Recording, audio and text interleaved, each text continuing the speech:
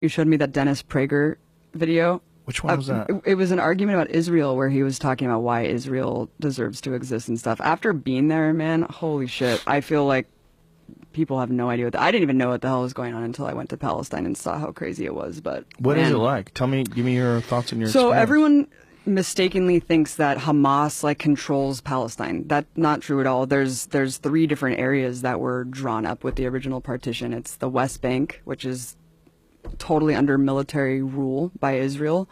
And then there's the Gaza Strip, which is like the open air prison, which they bomb the shit out of like every couple of years, and Hamas controls that area. And then there's Jerusalem, which is an international city center that both Arabs and Jews live in. But the West Bank has been occupied militarily since 1967, and it's complete martial law. There's checkpoints. All political parties are illegal. You can't. Having a gun is like the least of it. You can't hold a flag. You can't belong to a political party. You literally can't do shit if you're a Palestinian. You just have to sit there and submit. And even if you share a photo of someone who was like killed by an Israeli soldier, you go to jail, and you go to jail for the amount of like months that, what? Yeah, based on the shares and likes of the photo, they'll penalize you more and put you in prison for longer and longer. I mean, I'll just tell you one story. If you put a photo on social media, like you put of someone who on Facebook, died, and they'll be like, you're sharing a martyr and inciting people to like commit suicide, like on behalf of Palestinians, you go to jail, and they put them in jail. There's 99.7% conviction rate. Kids are tortured. Kids are in prison. It is absolutely insane. We went to the first day that we were there. We went to a funeral of some guy, some farmer who was shot by Israeli forces, and we went to the funeral. It was horrible. You know, all the women are wailing and crying. And as we're leaving, the Israeli forces had set up a checkpoint right outside of this dude's house and started tear gassing and shooting rubber bullets like at people who were simply attending the funeral, just to punish people for attending the funeral.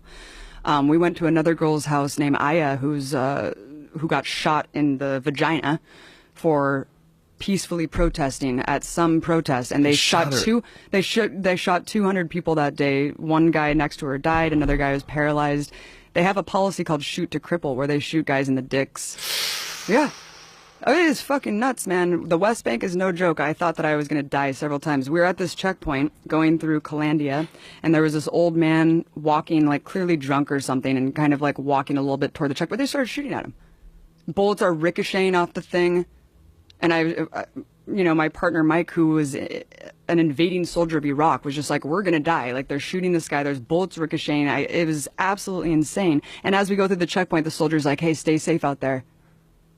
And I was like, yeah, when you guys are arbitrarily shooting people. And the person who was driving us had just told us that a couple months prior to that, some woman, Palestinian woman, because you can't go to Jerusalem. Like, if you're Palestinian, there's like barely any Palestinians who are even allowed to go pray at the most holy site, the Dome of the Rock in Jerusalem. You can't go to the beach. You're just completely constricted in a prison, and you can't travel. And he was just telling us that months before we went through this checkpoint, someone was going through the checkpoint because they got a permit to go into Jerusalem, which is like a lifetime golden ticket, like Willy Wonka.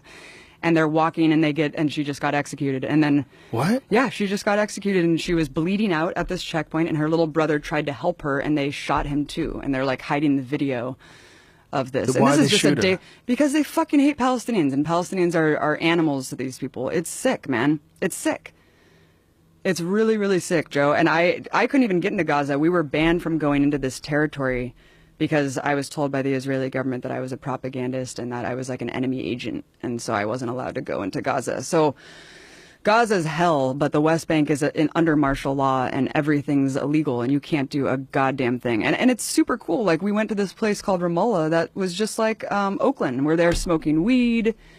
There's like openly gay people there. Like, it's just completely different than what people think of Palestine, you know? People think of it as just a bunch of people with turbans on blowing themselves and up. Hamas is like, yo, you elected Hamas. And like, well, Hamas doesn't want Israel to exist. It's like, well, actually, Hamas is controlling this one area for a reason, because it was built as this surplus when Israel was created. Millions of refugees were put miles away from the homes that they were ethnically cleansed from and put into refugee camps in Gaza. And when the Israeli military wanted more and more land, by the way, all settlements in Israel are illegal. All of them are illegal in the West Bank, but they just keep creating more and more and more. And we would go to these villages of just Arab people living in these villages, and the settlers will come. You have to be a fanatical fucking asshole to move from California to an Arab village in Palestine and set up a goddamn tractor trailer and just live on top of their home. And they can have giant machine guns. They can firebomb you, they can shoot you, they can beat you up. They're protected by the state. You can go with a tractor trailer, set up a home. The state immediately runs a water line, a power line, and a military outpost to protect you. And the Arabs are just sitting there waiting to get killed or attacked. It's absolutely insane. And the way home demolitions work are insane too, because like they either deliver a piece of paper with a rock over it, and they're like, here, if you find it, good for you, and if you don't, then you're screwed. And that's if you're lucky. If you're not lucky, your home will be invaded by settlers, and you'll be forced out of your home. There's videos of this all over the internet of like groups of settlers going and literally taking over Arabs' homes, and then they just are forced out. It's crazy, man. It's completely way crazier than I ever could have imagined. How long were you over there for? A month. Whoa. Yeah. Yeah. And we were simply, and people want to quabble about like, oh, it's not apartheid. There are different fucking license plates for Arabs and Jews. Like, you cannot go to areas. Like, Israeli soldiers were arbitrarily set up checkpoints and just shut you out of your neighborhood and force you to walk 3 miles to your home. Like, they can do whatever they want because you are under martial law.